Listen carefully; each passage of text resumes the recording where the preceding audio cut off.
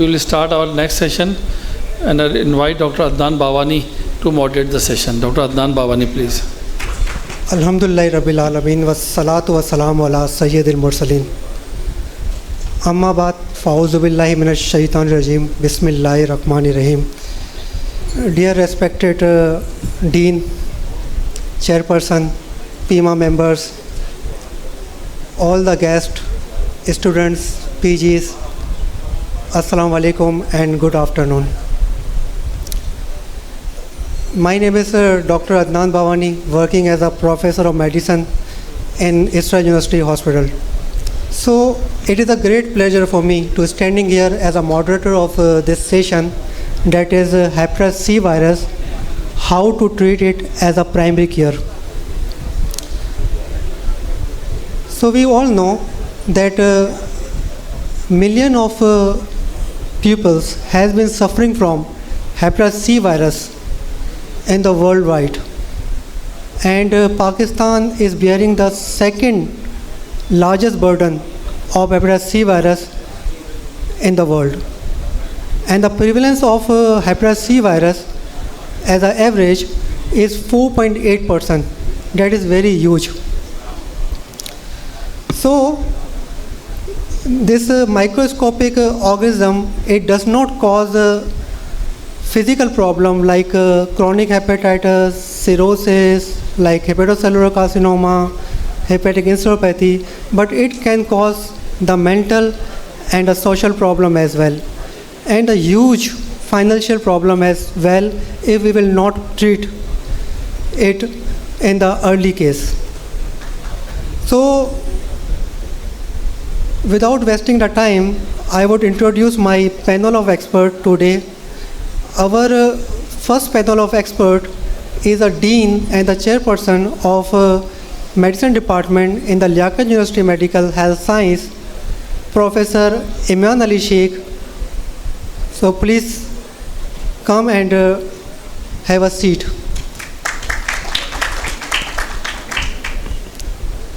Our second chairperson of today's session is one of the well-known consultant of Hyderabad and is a great personality of Eastern University as well, Professor Dr. Akbar Memon. Sir, please come and have a seat.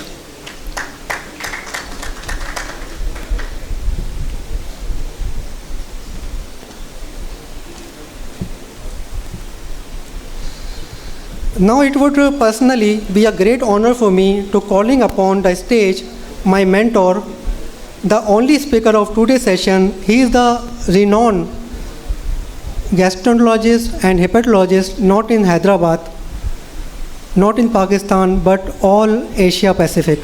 He is the director of Asian Institute of Medical Health Science. I would invite Professor Sadiq Memon. Sir, please come on the stage and share the knowledge with us. Alhamdulillahi Rabbil Alameen wassalatu wassalamu ala Sayyidil Mursaleen wa khataman nabiyyin, amma ba'd, fa'auzu billahi minash shaitanir rajeem. Bismillahir Rahmanir Rahim. Today we inshallah discuss about hepatitis C. You all know the hepatitis C burden is increasing day by day in our country. So first of all, we will discuss about the burden of disease and what should we do to curtail this disease. Another thing is this: what is the responsibility of healthcare professional to get rid of this hepatitis C? मेरे यहाँ आने का जो मकसद है वो ये है कि मैं आज आपको कम से कम एक ऐसी पॉजिटिव चीज़ बता जाऊँ कि आप लोग जो है वो अपनी क्लिनिक्स में जो है वो हेपेटाइटिस सी के मरीज़ों का इलाज करें। हेपेटाइटिस सी के मरीज़ों का इलाज करने के लिए सिर्फ एक क्वालिफ़िकेशन है कि आप सिर्फ MBBS हों। तो वो तमाम हज़रात जो MBBS हैं, चाहे वो ऑर्थोपेडिक सर्जन हो, चाहे वो आई स्पेशलिस्ट हो, चाहे वो एनेस्थेटिस्ट हो, वो भी हेपेटाइटिस सी का इलाज कर सकते हैं और कोशिश करें कि वो भी हेपेटाइटिस सी का इलाज करें। अगर आप सब लोग हेपेटाइटिस सी का इलाज करेंगे तो इस मुल्क से हेपेटाइटिस सी जो है वो ख़त्म होगा। Otherwise it's very very difficult to get rid of hepatitis C. दुनिया के दूसरे मुल्कों में हेपेटाइटिस सी जो है वो नर्सों के ज़रिए जो है वो इलाज किया जाता है, यानी नर्स इन्वॉल्वमेंट होती है for the treatment of hepatitis C. तो आज हम हेपेटाइटिस सी के बारे में पढ़ेंगे, इंशाल्लाह बर्डन पढ़ेंगे, फिर उसके बाद जो है कि एक फैमिली फिजिशियन जो है वो हेपेटाइटिस सी का इलाज कैसे कर सकता है। तो first of all burden of disease, जैसा कि जीशान अदनान ने बताया कि पाकिस्तान जो है दूसरे नंबर पे है, लेकिन आपको ये जान के दुख होगा या खुशी होगी, आई डोंट नो, अब पाकिस्तान जो है दुनिया में पहले नंबर पे है हेपेटाइटिस सी के हवाले से। सो इन 2022 Pakistan has the highest affected person in the world. हमारे पास 1,10,00,000 के करीब जो है वो मरीज़ जो हैं वो हेपेटाइटिस सी में मुब्तला हैं। तो जो रेड निशान नज़र आ रहे हैं इस मैप में वो हाईएस्ट नंबर वाले हैं, और पाकिस्तान भी अगर आप देखें इंडिया और सऊदी अरब और इन सब के दरमियान जो एक रेड चीज़ नज़र आ रही है वो भी हेपेटाइटिस सी के हवाले से है। हेपेटाइटिस सी के हवाले से एक और बात कहेंगे, 2021 में जो है वो तकरीबन 1 करोड़ अफराद को हेपेटाइटिस सी था, जिसमें से ओनली 79% लोग जो हैं उनको पता है कि वो इन्फेक्टेड नहीं है। सिर्फ 20% लोग ऐसे हैं जिनको ये मालूम है कि वो हेपेटाइटिस सी में मुब्तला है। जब मरीज़ को पता ही नहीं होगा कि वो उसको हेपेटाइटिस सी है तो वो इलाज कराने कैसे आएगा। तो ये हम फिजिशियंस की ज़िम्मेदारी है कि हम हर मरीज़ का जो है वो हेपेटाइटिस सी और बी का स्टेटस कराएं अगर उसका हेपेटाइटिस बी और सी का स्टेटस नहीं हुआ। दूसरी जो प्रॉब्लम है, अगर आप देखें यहाँ दोनों जी, दूसरी जो चीज़ है वो देखें कि 2021 में जो इलाज किया गया वो 2,05,000 अफराद का किया गया, और जितना हेपेटाइटिस सी ख़त्म हुआ 2,02,000। यानी आप देखें जो ट्रीटमेंट है वो इतना इफ़ेक्टिव है, नियरली अबाउट 95% इफ़ेक्टिव। तो हमारे पास ट्रीटमेंट तो है, but unfortunately we don't know who is infected. तो उसके लिए हमें लोगों को डिग आउट करना पड़ेगा, स्क्रीनिंग करनी होगी। और आपको एक और बात मैं शेयर करूं, पाकिस्तान में हेपेटाइटिस बी के प्रोग्राम की इम्प्लीमेंट ना होने से, हमारे पास कागज़ों में प्रोग्राम जो है वो बना हुआ है। कोई 2016 से पाकिस्तान में जो है मुख्तलिफ एलिमिनेशन प्रोग्राम जो है बनते हैं, कागज़ों में होते हैं, फ़ाइलों में होते हैं, बट अनफॉर्चुनेटली उस पर एलिमिनेट के लिए कोई उस पर अमल नहीं है, इम्प्लीमेंटेशन नहीं है। तो सिर्फ ये इम्प्लीमेंटेशन ना होने की वजह से हर 20 मिनट के बाद एक फ़र्द जो है वो हेपेटाइटिस बी की वजह से अपनी जान खो बैठता है। तो ये जो मैंने नारा है वो मेरी हर स्लाइड पे इंशाल्लाह आपको नज़र आएगा कि हर 20 मिनट के बाद एक शख्स जो है वो हेपेटाइटिस बी के वजह से जो चला जाता है। तो हमारी प्रेजेंटेशन जब तक होगी जब तक एक और शख्स जो है वो हेपेटाइटिस बी की वजह से जा चुका होगा। हेपेटाइटिस बी और हेपेटाइटिस सी और बी को अगर हम कंबाइन लें तो उसकी वजह से जो है वो लिवर कैंसर होता है, और वो लिवर कैंसर इतना ही है जैसे एक आदमी सिगरेट की एक डब्बी पीता हो, जितना उसको लंग कैंसर का रिस्क है इतना ही हेपेटाइटिस बी और सी की वजह से हेपेटोसेल्युलर कार्सिनोमा हो सकता है। तकरीबन कमोबेश 8 लाख नए अफराद हर साल हेपेटोसेल्युलर कार्सिनोमा के दुनिया भर में डायग्नोस होते हैं। इसको कैसे ख़त्म किया जाए, किसकी ज़िम्मेदारी है? How to eliminate hepatitis C. हमारे मुल्क में जो काम करने वाले हैं वो NGOs हैं, हेल्थ फाउंडेशन है, सैलानी है, मुख्तलिफ हॉस्पिटल्स जो हैं वो काम कर रहे हैं, गवर्नमेंट ऑर्गेनाइजेशन भी काम कर रही है, लेकिन अनफॉर्चुनेटली गवर्नमेंट का जो फोकस है वो ट्रीटमेंट पे है। नए केस ढूंढना, उनकी प्रिवेंशन करना ये बड़ा मुश्किल है। हम लोग क्या करते हैं, डॉक्टर हजरात अल्लाह उन पर रहमत नाजिल फरमाए, बेचारे क्लिनिक पे आते हैं, मरीज़ों की स्क्रीनिंग करते हैं, टेस्टिंग करते हैं, उनको ट्रीटमेंट पे भेजते हैं। ये जो है मेनली ट्रीटमेंट के लिए कंसल्टेंट के लिए भेजते हैं। हम चाहते हैं कि मरीज़ फैमिली फिजिशियन और नर्सिंग फिजिशियन असिस्टेंट जो है ना उसको ट्रीट करें। तो मेरा आज का जो मेन काम ये है कि मैं आपको ये बात बताऊं कि नर्सिंग असिस्टेंट या नर्सिंग स्टाफ और MBBS डॉक्टर अपनी क्लिनिक में हेपेटाइटिस सी का इलाज कैसे करेंगे। ये जो हेपेटाइटिस सी को ख़त्म करने का जो काम है ये हम लोगों का नहीं है। हम लोग क्या कर सकते हैं, we can do screening of patients in our clinic, we can use telemedicine. दुनिया में प्रोजेक्ट इको के ज़रिए जो है वो टेलीमेडिसिन हो सकती है। We are the part of this. अब मैं आपसे बात करूँगा कि क्या किया जाए। अभी जो हमारा स्टेटस है वो इस तरह का है कि करंट प्रैक्टिस ये है कि हमारी क्लिनिक में कोई आया तो हमने उसका स्क्रीनिंग किया, कोई सर्जरी के लिए आया तो स्क्रीनिंग हो गई, ऑब्स गायनी में गया प्रीनेटल विजिट उसकी स्क्रीनिंग हो गई, मुख्तलिफ कैंप्स लगते हैं वहाँ हेपेटाइटिस बी और सी की स्क्रीनिंग होती है, उसके बाद मरीज़ों का इलाज किया जाता है। For the elimination we don't have anything, तो एलिमिनेशन में one time testing for all adults and scale up programme, यानी सबको एक वक्त में इस तरह समझें कि लॉकडाउन लगा के पूरे हैदराबाद को चेक किया जाएगा, लॉकडाउन लगा के मीरपुर खास को चेक किया जाए, इसी तरह लॉकडाउन लगा के सारे मुल्क को चेक किया जाए। ये एक मॉडल है पूरी दुनिया में और इस मॉडल पे जो है वो इजिप्ट ने काम किया और अब इजिप्ट जो है वो दुनिया में दूसरे या तीसरे नंबर पे था आज से चंद साल पहले 2018 में। अब दुनिया में जो है वो इजिप्ट ना होने के बराबर हेपेटाइटिस सी है। तो किस तरह इन्होंने काम किया, इनका कहना है कि SCV would need to scale up at least 25 million people. एक साल में हमें 2.5 करोड़ अफराद को हेपेटाइटिस बी और सी की स्क्रीनिंग करानी पड़ेगी। जब हम 2.5 करोड़ अफराद की स्क्रीनिंग कराएंगे तो हमें 9 लाख लोग जो है वो हेपेटाइटिस सी वाले मिल जाएंगे, क्योंकि हमारे मुल्क में जो हेपेटाइटिस सी वो तकरीबन 6 to 7% है। तो अगर आप 2.5 करोड़ अफराद को स्क्रीन करेंगे तो 9 लाख अफराद आपको मिलेंगे। 2.5 करोड़ अफराद आप कैसे स्क्रीनिंग करेंगे? You have to screen in one time. आप पूरे शहर के अंदर जो है वो करें, एक हफ्ते के अंदर अंदर सबको स्क्रीन करें, फिर उन सब का जो है PCR टेस्ट करें, उनका इलाज करें। और जब आप करेंगे तो 9 लाख अफराद जो है वो आपको मिलेंगे। उन 9 लाख अफराद का जब आप इलाज करेंगे तो तकरीबन 7 लाख से ज़्यादा अफराद जो हैं वो उनमें हेपेटाइटिस सी जो है वो ख़त्म हो जाएगा। ये ग्रीन लाइन में लिखा होगा ministry of health and population of Egypt target the screening in 15 million people in 2018। तो यही जो है पूरा WHO ने सारा प्लान बना के इजिप्ट को दिया।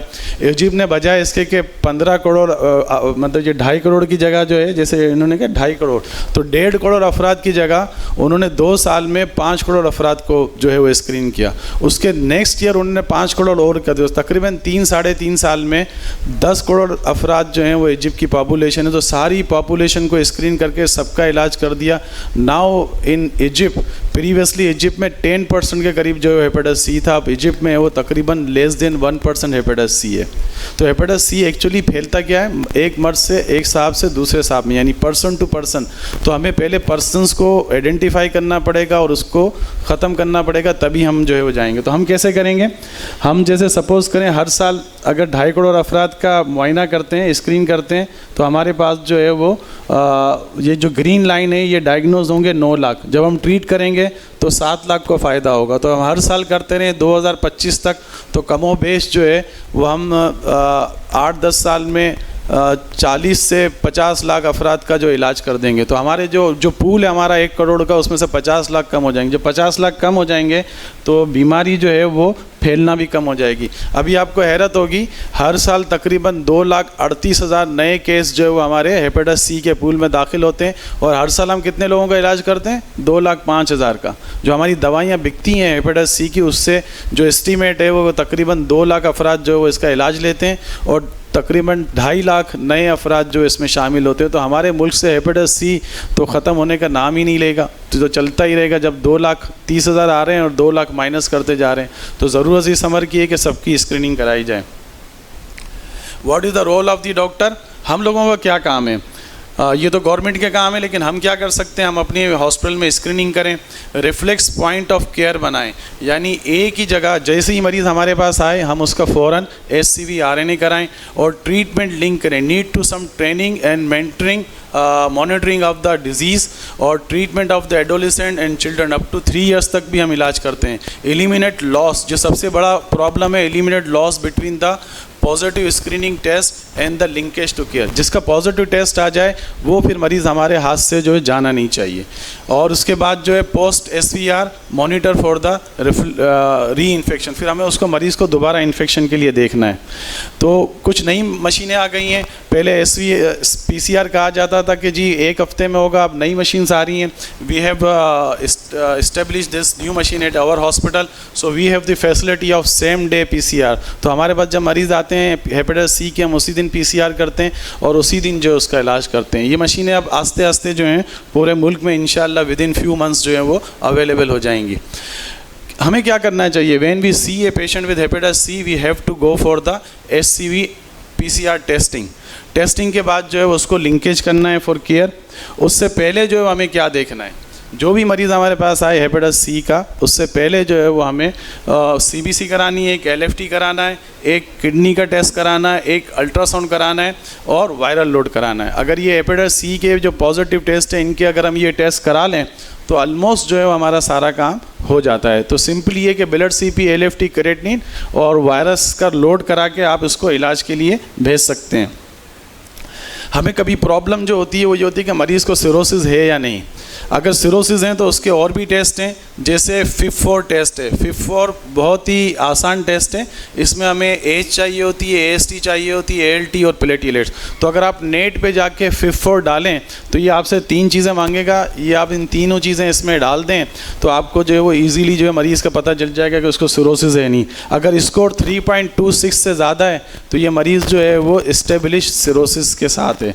इस्टेब्लिश सिरोसिस क्यों हम बात करते हैं, जब हम आगे बात करेंगे, जब हमें सिरोसिस का इलाज करना होगा तो सिरोसिस के इलाज में हमें 3 दवाइयाँ देनी है और जिनको सिरोसिस नहीं है उसमें हमें सिर्फ 2 दवाइयाँ देनी हैं।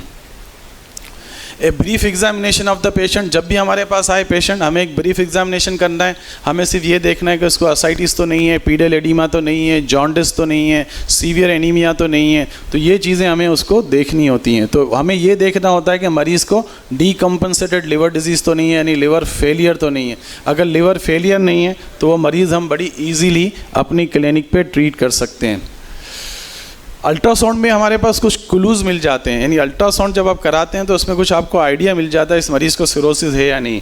जैसे course echo pattern of the liver होगा, अगर किसी के प्लेटलेट 150 से कम है तो उसे सिरोसिस होने के चांस है। मरीज़ का AST हायर देन ALT, अगर AST ALT से ज़्यादा है तो भी चांस है कि उसको सिरोसिस होगा। तमाम मरीज़ हेपेटाइटिस सी के जिनकी एज 50 से ऊपर है, अगर आप उनको एनालाइज करेंगे तो 50% of the patient would be suffering from cirrhosis of liver. तो 50 से ज़्यादा उम्र है तो सिरोसिस होने के 50% चांस है। यहाँ तक आपने कर लिया। अगर आप स्प्लेनोमेगाली देखते हैं तो भी चांस है कि इसको सिरोसिस है। अगर FIB-4 स्कोर आपका मोर देन 3.25 है तो भी सिरोसिस है। और fibro scan it's not available everywhere but in few centres in Hyderabad is available. तो अगर 12.12 kP है तो ये भी जो है वो is very suggestive of cirrhosis.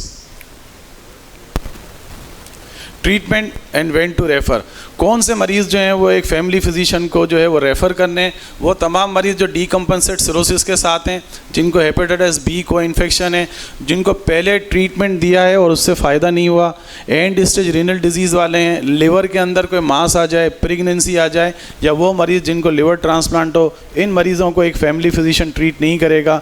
बाकी जो है फैमिली फिजिशियन और नर्सिस जो हैं वो हेपेटाइटिस C के मरीज़ों को ट्रीट कर सकती हैं। ये एक छोटा सा एल्गोरिदम है। आपके पास मरीज़ आया, आपने उसको देखा, आप उसको सोफोस्बियोविर और डेक्लेस्टाविर या सोफोस्बियोविर और वेल्पेटास्विर जो है वो 12 हफ्ते देंगे। अगर उसको साथ साथ जो है वो सिरोसिस है तो आपको राइबाविरिन ऐड करनी है। उसके बाद आपको मरीज़ को एक दफ़ा फ़ोन करके कंप्लाइंस चेक करनी है। You don't call the patient कि जी अब दोबारा आएँ। और फिर उसके बाद जो है वो उसको 12 हफ्ते के बाद, यानी अगर जनवरी में आपने ट्रीटमेंट शुरू किया, मार्च में ख़त्म हुआ, तो अब जो है वो जून के एंड में एक दफ़ा आप उसका हेपेटाइटिस C का PCR करा लें and document the SVR which is equal to 95%। What is the efficacy of SCV treatment by various group. अब मैं आपको बताऊंगा पूरी दुनिया में लोगों ने जो है ना इस चीज़ को डॉक्यूमेंट किया है कि चाहे नर्स ट्रीट करें, चाहे प्राइमरी केयर फिजिशियन ट्रीट करे, चाहे स्पेशलिस्ट ट्रीट करे, ओवरऑल अगर आप देखें तो इसका जो सक्सेस रेट है वो 86 है।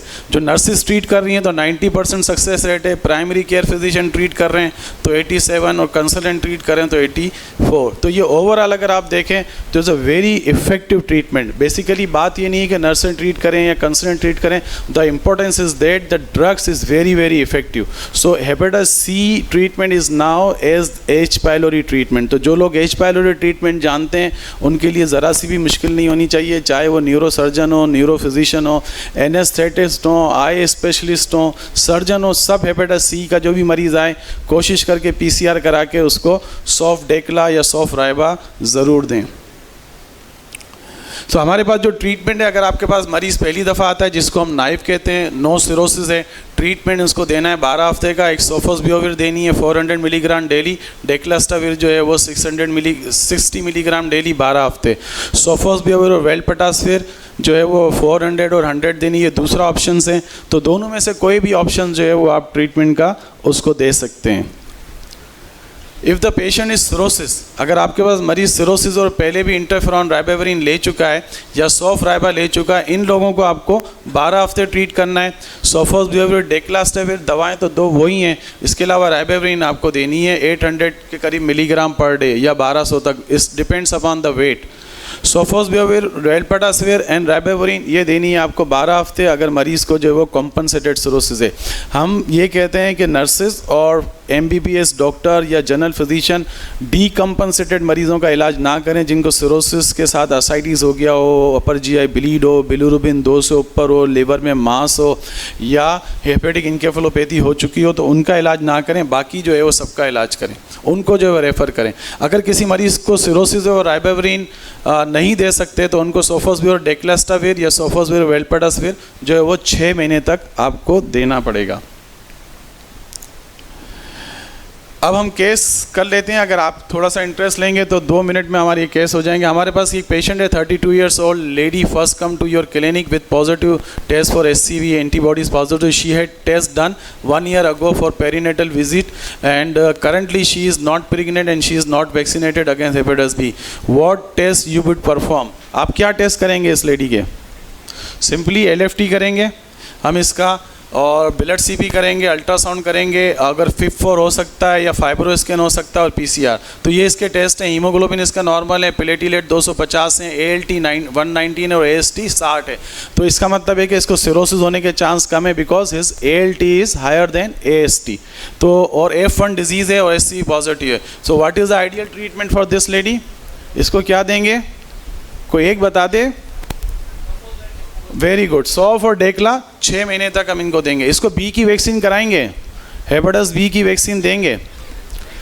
Very good. पाकिस्तान में हर मरीज़ को हेपेटाइटिस B की वैक्सीन देनी चाहिए, और पाकिस्तान में EPI प्रोग्राम में 2003 में जो है 2003 में हेपेटाइटिस B की वैक्सीन आ गई। तो वो तमाम अफराद 2003 या 2 के बाद पैदा हुए उनको B की वैक्सीन की ज़रूरत नहीं है, जो इससे पहले पैदा हुए हैं उन सबको हेपेटाइटिस B की वैक्सीन देंगे। तो बड़ा आसान है, आपके पास मरीज़ आया, आपने टेस्ट किए, आपको 2 दवाइयाँ 12 हफ्ते देनी है। इन दवाओं के साइड इफ़ेक्ट ना होने के बराबर हैं, सिर्फ आपको कंप्लाइंस चेक करनी है। एक दफ़ा फ़ोन करके आपको पूछना है कि दवा खा रहे हैं या नहीं खा रहे हैं, but forget about the side effects. एक और मरीज है हमारे पास, 52 years old gentleman, non case of diabetes and hypertension, recently found to SCV antibody positive while investigation for pedal oedema.